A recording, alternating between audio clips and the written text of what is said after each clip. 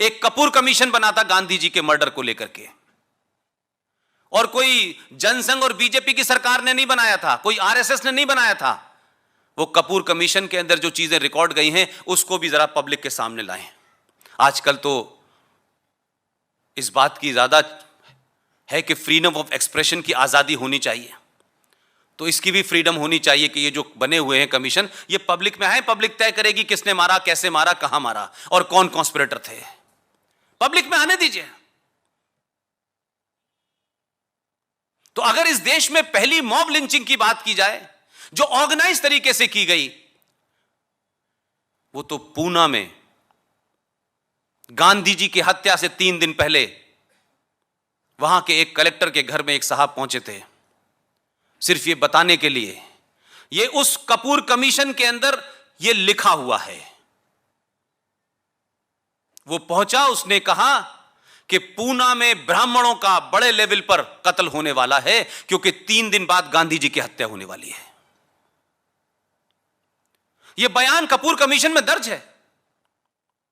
उसका पति कलेक्टर था, उस जमाने मोबाइल वगैरह नहीं थे, फिर भी उसको यह खबर पहुंचा दी गई और उसने उस पर नोट बना के भेजा कि ऐसी ऐसी मुझे खबर मिली है।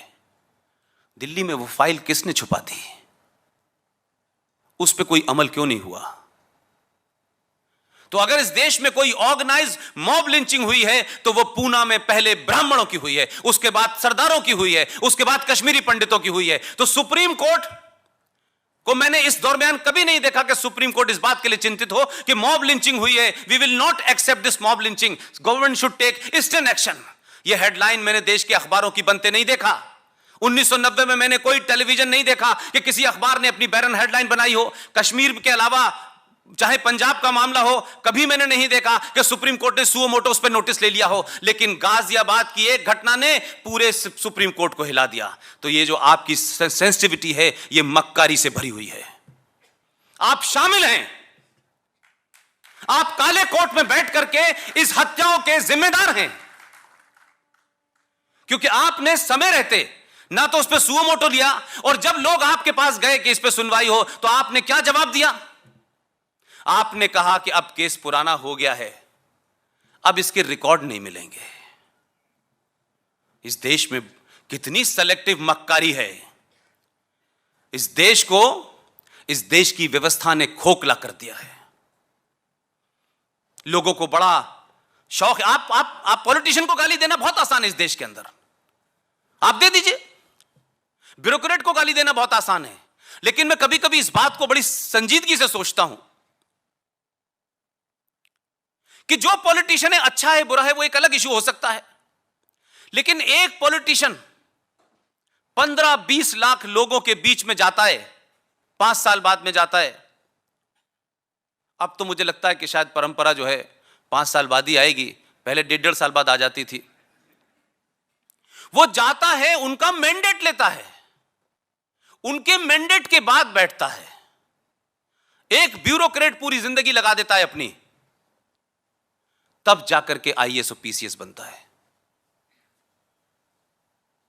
लेकिन यह कमाल की जुडिशरी है, जो जाने वाले चीफ जस्टिस होते हैं वो आने वाले का नाम बता के चले जाते हैं,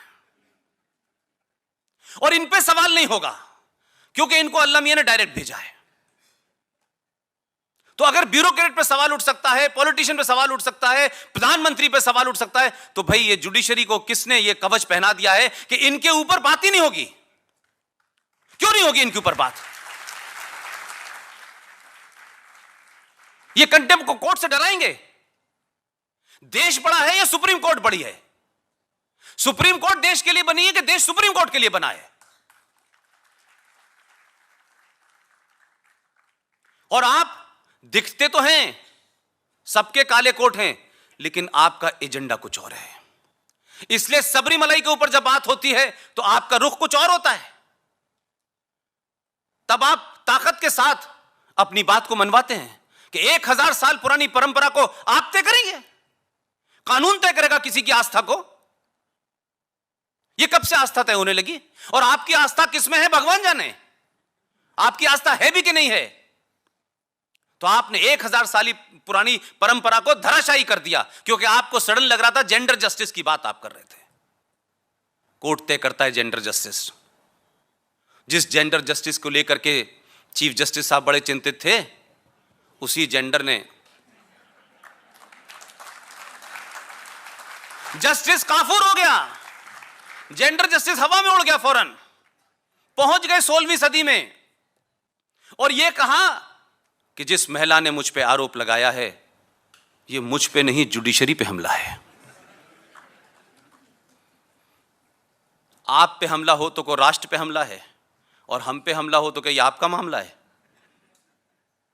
तो ये पाखंड इस देश में नहीं चलेगा।